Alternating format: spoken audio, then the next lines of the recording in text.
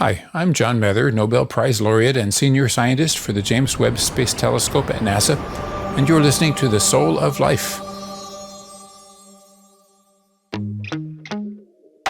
I was raised by a sociologist, psychologist. My sister's a social worker. I'm a marriage and family therapist, and my mom's crazy. That's the joke. Today on The Soul of Life, I speak with Dr. Corey Allan, sex and marriage and family therapist, author of Naked Marriage, and longtime host of Sexy Marriage Radio, a podcast devoted to straightforward, honest conversations about what goes on behind closed doors in your marriage. We don't have sex by accident. You don't all of a sudden trip and fall and wind up in a vagina. Because if that's the case, what in the world is she laying like that on the ground for? Corey says sexual issues are life issues and life issues are sexual issues. If we could heal the sexual wounds of God's people, we would heal God's people. We talk about the hard work, patience, and skill it takes to stay centered, be true to yourself, and be vulnerable to your partner with physical intimacy.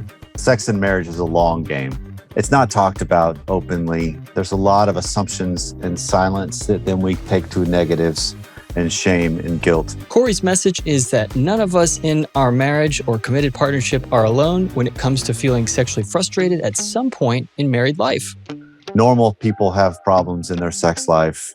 Everybody faces levels of dysfunction at some point. And living proof that there is hope for every person, every couple, to learn and grow sexually even through major differences in sexual desire is Dr. Allan and his wife, who co-host Sexy Marriage Radio and speak openly about their own dynamics in the bedroom.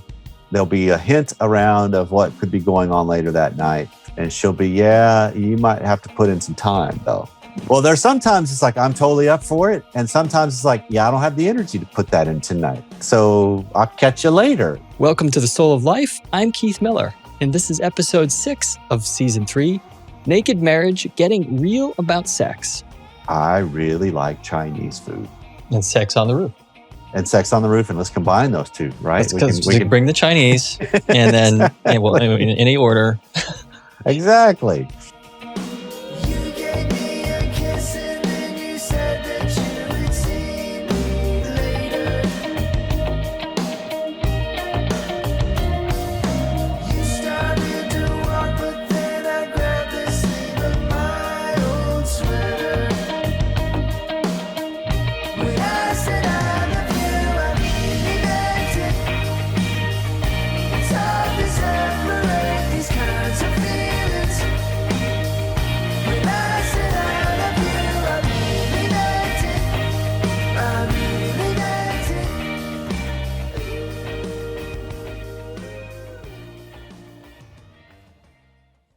I'm Keith Miller, and my podcast, The Soul of Life, is here to help you remember who you really are. I'll bring together people who have gotten off their treadmills. I'll have conversations with athletes, musicians, doctors, scientists, healers, and entrepreneurs to discuss the fascinating edges of our knowledge in neurobiology, psychology, and physics. This is The Soul of Life. Have you ever been in a position where you know that you or your family member really needs emotional support or marriage enrichment, but you find out how expensive it is to get access to high-quality, out-of-network professionals? Well, I've created the Soul of Life community just for this. At community.souloflifeshow.com, you can join for free and be part of a network of caring and supportive people having conversations that can bring healing to your soul. It's there that you'll find access to psychoeducational courses to deal with stress, anxiety, and relationship conflict. For example, right now I'm offering a 7-week immersive course for couples called Mindful Marriage that walks people through a mindfulness-based stress reduction curriculum I designed that really gives couples in conflict a map towards stability, trust, and deeper intimacy. Just go to community.souloflifeshow.com, check out the courses, and join for free to be part of the Soul of Life community of learners and soul seekers.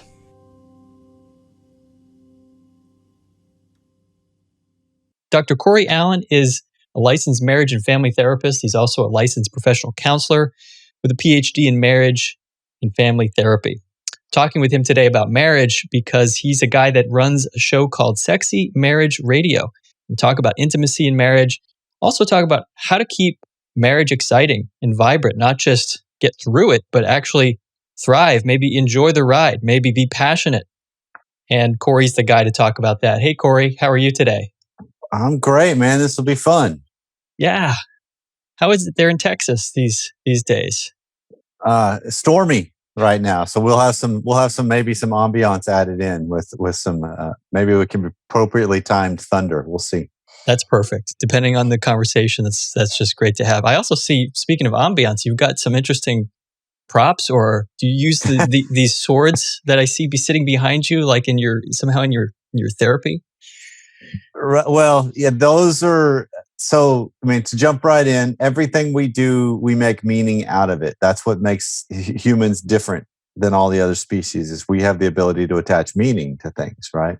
And so, the swords are obviously they're beneficial when talking to people sometimes because it comes up in the conversation. But the meaning of them is special to me because it's reminders of my job as father and husband to fight for the hearts of my family, fight for the hearts of my wife, protect my daughter, protect my son and their heart, their spirit.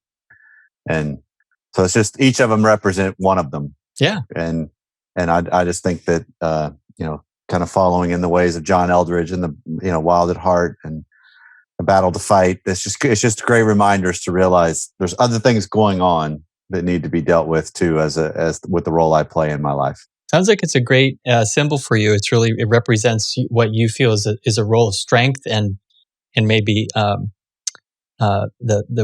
role of protecting the warrior archetype as a male. Right. Perhaps. Well, and I'm also big in markers of things, like transitions into adolescence, transitions out. Those. I'm big into honoring the seasons and the different things that happen because I think we don't do that too much in our life. We've lost our rituals.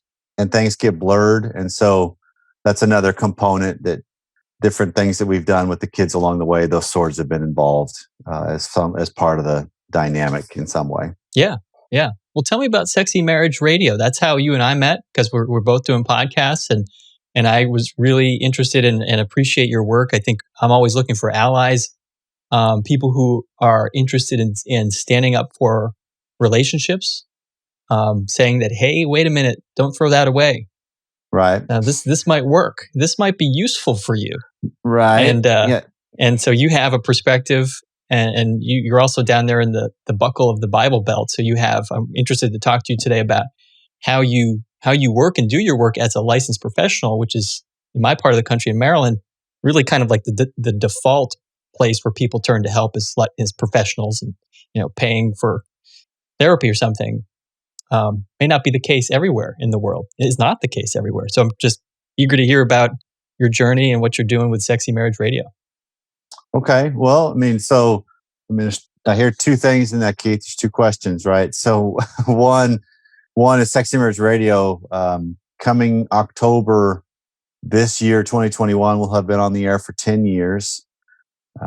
It started as an offshoot of a blog I was running and writing at the time called Simple Marriage, which is a great oxymoron because marriage is anything but maybe we can keep it simple and that makes it better. That's one of my beliefs. And every time I wrote on the topic of sex, the interaction was the best and the traffic was the best. And so it quickly became apparent that there's a need to talk more about this in an open, honest, straightforward, without the crass and the crude, but also in a value-based with the Christian umbrella overarching it all, but also not get into the Bible Belt religious do's and don'ts and moral authority kind of thing, but just give good information and treat people like adults. And so just kind of had this idea of let's start a show. And my wife at the time, she's a CPA, had no interest. She's a behind the scenes lady. I'll help your business in a lot of ways, but I'm not coming on the air. She wasn't like secretly doing people's taxes and like thinking how she could talk about sex in public. That is not where she was 10 years ago. So I had a colleague I'd come across in the blogosphere that she had done this Sexy Marriage Summit, was actually what she called it. And so I just reached out to her, said, hey, you want to do a podcast with me? Let's just see what this is. And I was just learning how to do podcasting at the time. And And so we launched it, and it helped that I already had a decent sized blog following. So a lot of them just came over, and then just organically, we just kept producing good content. And she lasted about 2 years. Fortuitously met another lady in the field, Shannon Etheridge, that we met at a conference, and she's written 22 books on the subject, and has a whole different kind of a take as far as her platform in the Christian world. And so that was kind of an easy fit of like, okay, this is the logical next step. And then Shannon was the co-host for 4.5 years. And then since then, my wife is my co-host, and then we still bring on guests. And so we kind of keep it all. It's not just our story, because that's beneficial, but that's not the point. People don't want to just hear about you. They want to hear about themselves. Right. Everybody at their core, we care about, how does this help me? I mean, that's so that's what we want to have happen, is we just want to speak to what really does help people, because sex is one of those things, not just in the Bible Belt, but everywhere. It's not talked about openly. There's a lot of assumptions and silence that then we take to negatives and shame and guilt, when that's not really what they are. It's just, it's not talked about. And so how do you help people calm down and realize normal people have problems in their sex life? Everybody faces levels of dysfunction at some point. How do we just be honest about, hey, is it okay to do X? How do you frame that in a better conversation, rather than yes or no? Frame it into, well, what's the meaning of it for you? Are you into it? And if not, then don't. And if you are, then try it. It's just opening up people's perceptive abilities, their capacity. Yeah. Well, I mean, sex is such an intimate thing in a marriage, and that's where we keep the whole conversation. Is we try to keep it marriage focused and marriage centric, because we think that's the sacredness of it. But that's our belief. That's other people don't have to ascribe to that. It's just our belief. Sure. But it's one of those that, if we can help people frame conversations about these things, rather than go into it with all this angst and, well, they'll never. And because, I mean, you've been married a while too. So how many times do we still have buried in our subconscious somewhere a script of, well, she said no when I proposed that on year 2. So that means never, rather than, that's a different person that I'm with right now, right? My wife was never wanting to be on the show, and now she's on every week, so she's a completely different person in a lot of ways, and has grown in a lot of ways. And so I've got to retest assumptions about her and myself, about who am I? Because there could be things, sexually or otherwise, that I want to try out that I'm like, yeah, I don't know if I really want to anymore. Yeah. I don't know if that means as much as I thought it did, or I tried it out and it wasn't what I hoped. And it's like, okay, well, let's try something different. Yeah. It's almost like you're saying, if we can unhook from the mentality that things are fixed and things are, especially in our mind, right? This illusion we have that what we think is actually real. Well, that's just an event happening in your brain at that moment, that feeling. Right. And there may be more to it. That sort of opens up the door to connecting to other people, connecting to the people that matter the most. Yep. In a way that matters. But it also helps make sex a lifelong journey and a long game, right? Because that's one of the phrases we've landed on with Sex and Marriage Radio, is the sex and marriage is a long game. So, initiating, instigating, it's, if you can reframe the idea that instigating sex this morning may mean it takes place in 3 days. Right. Fine. That's perfect. Rather than I instigated it, so it's better starting right now. No, it's a language all the way through as a component of your marriage. So how do you bring that to the surface a little bit more, to have that interwoven and see it as, I make some sort of overture and it'll come to pass at some point, but I got to keep going with it, because we don't have sex by accident. Right. In a marriage, especially when you have kids, and when you get older and your body works or doesn't work the way you expect it to, we don't have sex by accident. Well, even as a kid, even as a young married person, in your 20s, when everything typically is a lot faster in their responses, you don't all of a sudden trip and fall and wind up in a vagina. I mean, it just doesn't Because if that's the case, what in the world is she laying like that on the ground for? I think there are people who might see the world that they may somehow see that differently, but I totally get where you're coming from. No, I totally get where you're coming from. I totally agree with Right. you. Yeah. And you're also talking about, sometimes we call this, in our field, and like in psychology and neurobiology, we call it the window of tolerance. If we can keep that window of tolerance physiologically in our body open Right. longer. So you're talking about the long game, being patient with Right. yourself, not shutting down, not getting self-critical, not getting blaming, and look for opportunities. Well, then you're going to find opportunities. Stay hopeful. Yeah, and it's also trying to move the whole thing to get into the realm of let's have sex that's worth wanting, not just sex for sex sake. Just to get it done. Right, because yes, there's a pleasurable component to it. Absolutely. Hopefully for both sides every time, if not most of the time.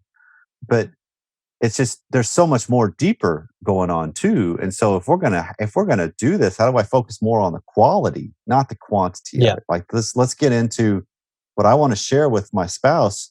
I want it to be worth it for both of us. I want it to be meaningful, and it truly is this escape world that we've created, but it's so much more profound than that. So much more profound. And I think you're right to say we don't talk about it. We think we talk about it. I think even so, for example, I did a show with two Brooklyn psychologists who do a similar thing to you. They started their show to talk about sex, and because they're marriage and family therapists, also they have values and understand the value of boundaries and the value of structure, right, in a relationship. And so, we talked about this even in the so-called liberal Brooklyn area, right? So-called liberal culture. There's a lot of eroticism. There's there's a lot of in the media. There's a lot of erotic media. It's not always sexual necessarily. It's not always a fully embodied sort of thing that can work in a relationship. Like you said, this the difference between fantasy and reality when it comes to relationship. You said that you've written that marriage is more about becoming a better human than it is about the two people being happy. And when you keep things simple, you experience more in marriage and life. It sounds a little bit like what you're saying here about sex. Right.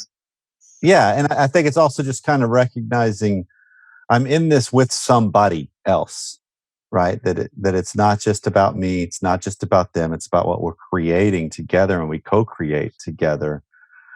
And so it's being able to start to examine the idea of how do I recognize there's dynamics at play in a marriage that I can't change. I got to live with them. I got to tolerate them in a lot of ways, right? That's kind of the work you guys do too, in the sense of this is some of the fundamental natural forces of our world. We don't change them. It's about accepting. Right? Yeah.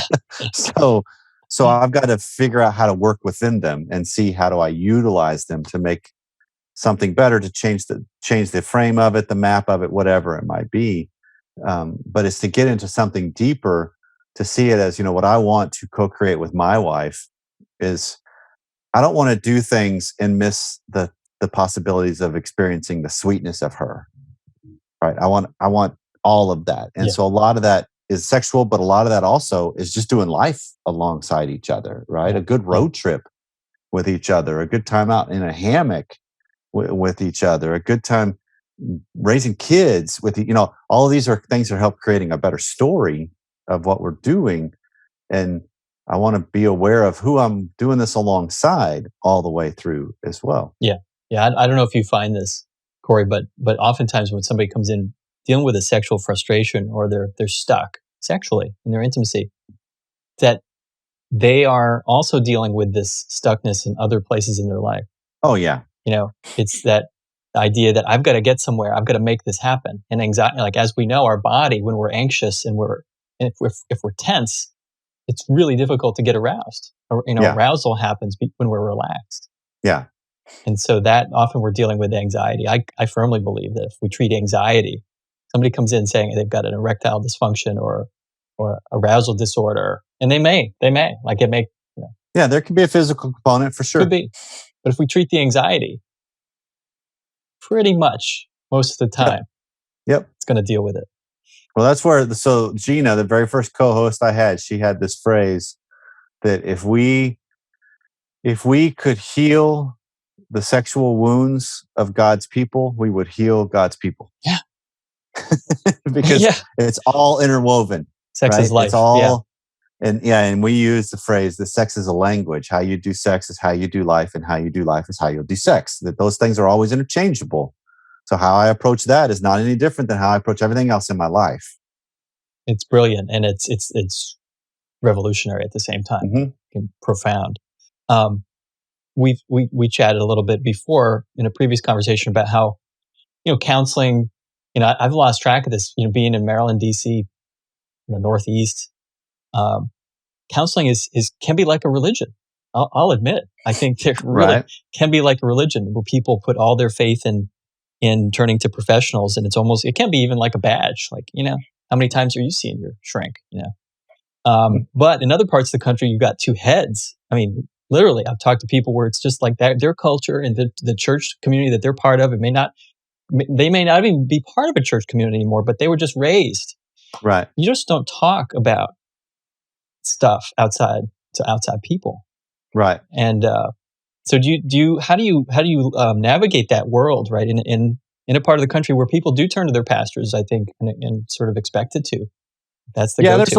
There's a lot of times here in the Midwest and the South where the pastoral role is very important in people's lives, and I'm not going to discount that. I just want to make sure pastors that are out there stay in their lane, because some of the things I think they dabble into, they end up causing more harm. Please take the time now to subscribe to The Soul of Life wherever you're listening. Give it a thumbs up or write a positive review. Right. Their role is the spiritual nature, the spiritual component, the pastoring. And I think that's an important, vital part. Doesn't matter where you live in the world. I think spiritual things exist. Let's deal with them. And that's a great avenue. I try to collaborate with a lot of different pastors and churches here, the ones that do recognize, okay, there's stuff that's beyond my skill set. So here you need to go see somebody else, and I'm on that list. But when you come to just the everyday people or the people in the pews, it's across the board. I mean, here in Texas, the world is smaller with the sense that how many transplants there are. It's not just dyed-in-the-wool Texans anymore. There's a lot of people from all over, from the coast, particularly because of cost of living and the economy and everything. You move inland, it's cheaper. Right. Yeah. So there's some of that has changed. It's still not across the board as far as the culture of it's really in vogue. But I also have the benefit, because of Sexy Marriage Radio, I work with people from all over the world. And so that captures all corners. But I don't know. I mean, you tell me what you think on this too. Let's kind of flip it to a little quick dialogue.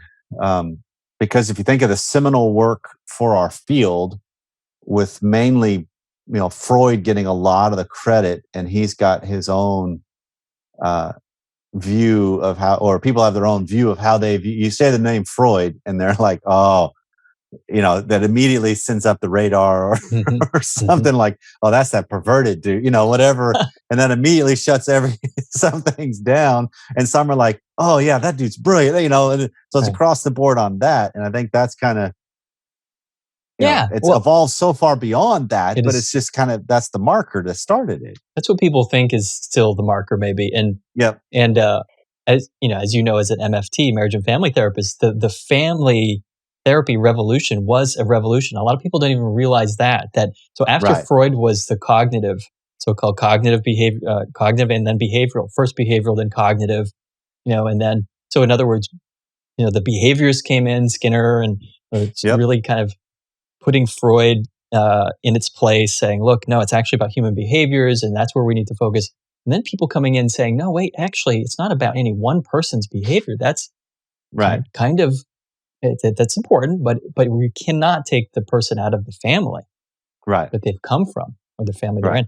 And so, and then of course now we're in this, beyond family therapy now, beyond just thinking about the family, It's about the neurobiology, interpersonal neurobiology, mindfulness, trauma. I mean, you can't go 5 feet in a room of therapists without somebody saying trauma. Yep.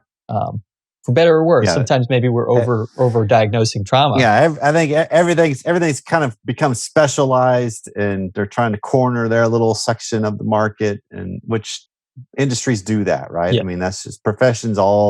We find our kind, Yep. and we're the right ones. They're the wrong ones, and maybe that's an undercurrent at times. But it's just, I think that a lot of that has helped muddy some of the different areas where it's harder to get in there, because that's the one thing I keep telling people. If you're looking for therapy, if you feel like you need help, ask some friends, because it's likely they actually have talked to somebody, or they know of somebody that's talked to somebody, and that gets you hooked up with somebody. Because I'm assuming the coasts are similar to the schooling I've done and the profession and the meetups I can go to of people in my field. There's still a percentage of the people doing this work that actually need to be on the couch, not in the chair, right? And that's why they're doing it, is because it's I can focus on other people. And not that that's a bad thing in a long run, but it also is not the healthiest. No, of course. Somebody was joking me the other day. I think it was on the show, but they were saying, this is an old joke, but therapists are the people that need 30 hours of therapy a week for themselves. Yeah, well, one of my professors in the doc program always talked about that. On the whole, therapists are some of the most poorly developed humans on the planet. It's like, wait, do you know your audience, who you're talking to here? But yeah, there's some truth to it in a sense, because there's things that we need to still be working through, because we get introduced to a lot of things too. It's true. It's a speaking of swords, it's a double-edged sword, right? So like I can speak for myself on this, Corey, that certainly for the first half at least of my marriage, I didn't realize that the way that I would approach issues with my wife would be kind of from a place of knowing it all. Yeah. And I didn't quite realize how that authority of being a therapist and being an expert was serving me and protecting me and keeping me closed off from her and from people. So I think we're all on a journey, but that's been my journey, is realizing. Yeah. And I'm a social worker, so social workers tend to be trained to sort of just show up and see what happens. So that on the one hand, I think, on the other hand, we may not be trained to know what to do, but we'll at least show up and smile and sort of be warm and human. Right. And but the dogmatism, can get in the way of connecting with people. Absolutely. And I mean, ultimately, if you boil it down, if you're just talking about our profession, if you boil it down, a lot of times the training, what it needs to do best is help people actually deal with their own stuff better, to recognize the line, to then shift over into, okay, now how can I be of help to other people, where it's not as blurred? Because now I'm helping me while I'm helping you, rather than... You got to use this model on yourself. You got to go into your own therapy. And that raises the bar so much. I got to tell you, Corey, when you do your own work first. Well, how are you going to handle the intensity of really deep into life therapy if you can't handle the intensity in the room? Mm-hmm. Because how often do we as a therapist get into something that's icky or just flat out evil and cruel, and we start shutting down the anxiety because I'm uncomfortable? Rather than, no, that's a part of this process. I've got to realize that person's walking around with this and has for a long, long time. That's right. So how do I give it room, give it the honor it's due, give it the course that's possibility to explore, to uncover and heal from it some, and make sense of it, and relationships with it differently, and just that's difficult work. Those are the hits that we take in the chair. Yeah. That, man, some of those suckers. That's why I got a dog. Because I come home and I rub her ear. Yeah. After some sessions, it's like, that's my therapy. It's just pet her. That's like that sensory fun kind of feel. Right. Like, I got to calm myself down, because that was a serious hit in that session. That's right. We have to have our sources, spiritual sources that help us stay connected to ground or to God. And your journey about being a professional healer, I mean, why did you get into this in the first place? I mean, this is, like you said, it can be difficult to stay in the room like that. So this is something that the lighter way to think of this is what I was born into. So my father had just retired as a professor. Easiest way to probably describe it would be sociology, but he kind of was in all, like psychology, sociology, social work, family therapy. I mean, he never was licensed. He just always was a professor. But for 42 years, the same college. And so I was raised by a sociologist, psychologist, if you will. My sister's a social worker. I'm a marriage and family therapist, and my mom's crazy. That's the way we kind of talk about it as the joke, because she's battled anxiety and depression for ever since I was in high school is when it's really been known. And I don't mean that as a blanket statement. Everybody's crazy, but everybody's crazy. We all are, right? But so that was one of those things. I was raised by a systems guy. And so it always has just made sense on just the family dynamic and the family system and just kind of watching the way things would evolve and unfold. And so I originally went to school, undergrad, coming out of high school to do youth and family ministry. And that was going to be the plan, was do youth ministry for a while and then just transition naturally over into family ministry, add the counseling component to it, work for a church, be of good service to God's people in that way. And so that was the plan. It didn't go completely as planned, because sometimes your own stupidity and mistakes, like an emotional affair on my part, that ruins ministry opportunities quite a bit, which it should. So left the ministry, spent 2 years just getting my life back together and healing, saving my marriage in a lot of ways. But I did that by just dealing with me better on just who I was, not who I wanted to be at 27, 28. And so that took me on this little 3-year detour into the business world of just being a mortgage broker, which was a weird kind of thing that thought that could be beneficial. I could help people, but that's not me. I'm not wired that way. So a couple years into that, I went back to school to start the counseling world, and because that was kind of on the radar anyway. And when I started school, I realized, if I'm doing this, I'm not just going to do the master's level. I want to do the full on, just for the credentialing, the training, the opportunities it opens and affords, and that's so. And full well, this is a profession we can do the rest of our life. That the every year that passes, and the more I look older, the more credibility I get in people's eyes. Even though I maybe have stopped training completely, which I haven't, but just in case, it's like, oh, but you got gray in your goatee now. You must know what you're talking about. Well, no, not really. I'm just older. That's all that means. Right. Yeah, age is one of those things in our profession, which it ages. We age well in our profession. Yeah. But to your point, though, we do have to stay sharp. It's not an automatic. Absolutely, because you still get the clients that, some of the hardest ones I've ever had, if I look back on my profession, are the people that were quote unquote my grandparents. Yeah. Coming to me, and it's like, okay, I got to get out of that. Wait, I'm not talking to grandma and grandpa here. Yeah. You got to get to work. I got to do this differently, right? This is they still have the struggles just like a 20, 30, 40-year-old. Doesn't matter. That's right. They still have tension, and we'll hate each other at times. Perfect. That's real life. Let's deal with it. It's real life. I'm always struck by how fragile our parts are when we get down. Parts of us that get triggered in intimacy. How dented and out of shape they get. And just like little kids, like little kids, that they need that attention and belonging, no matter how old we are. Yeah, that's true.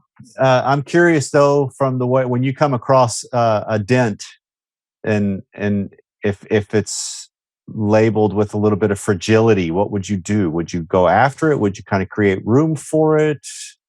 Yeah, it's an interesting question, right? Because a lot of our there's a lot of techniques. We just call them technologies.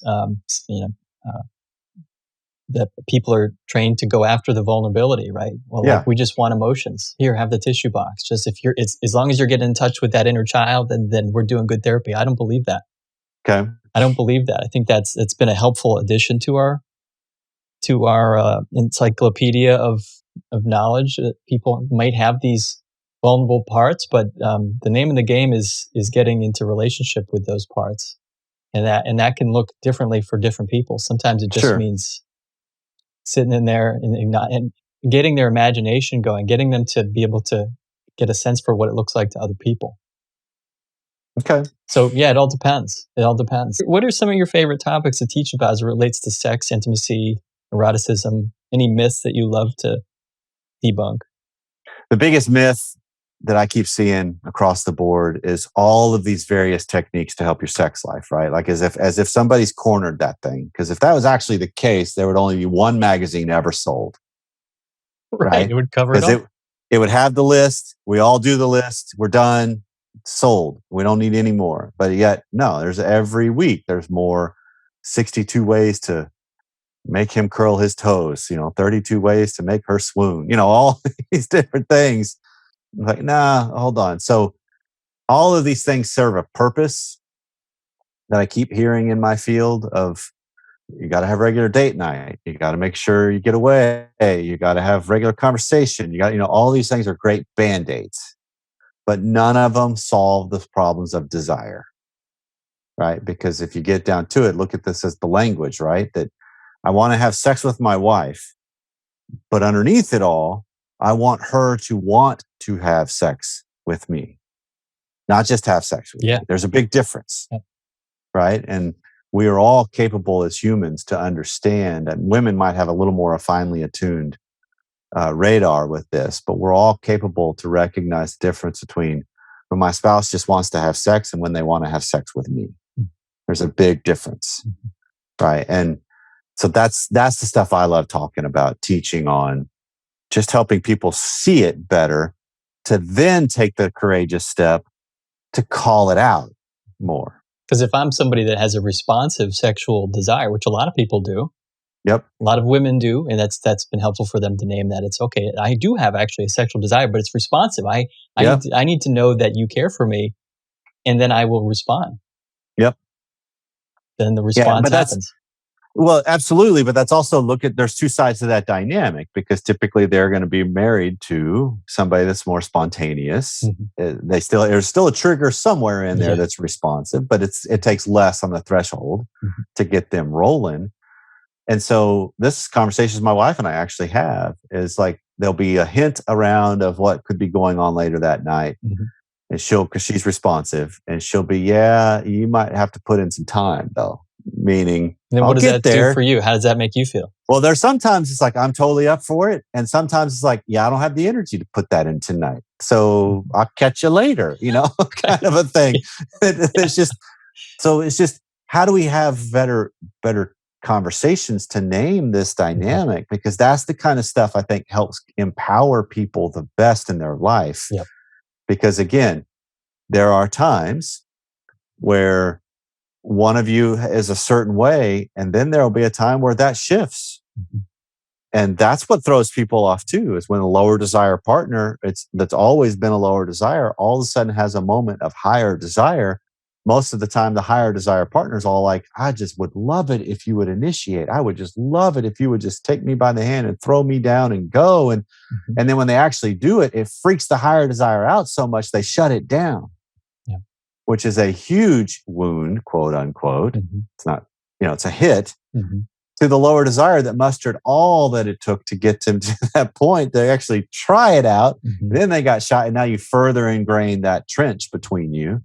And that's the kind of dynamics I like to help give people a picture of, and start to just see, okay, how are you a better higher desire? How are you a better lower desire? How do you deal with the polarity that goes on here? Because that actual polarity, to quote Esther Perel, is talking about the idea of the erotic exists between you. Being able to play in that realm and hold on to yourself better is what helps create something so much deeper, not just in your sex life, in your whole life.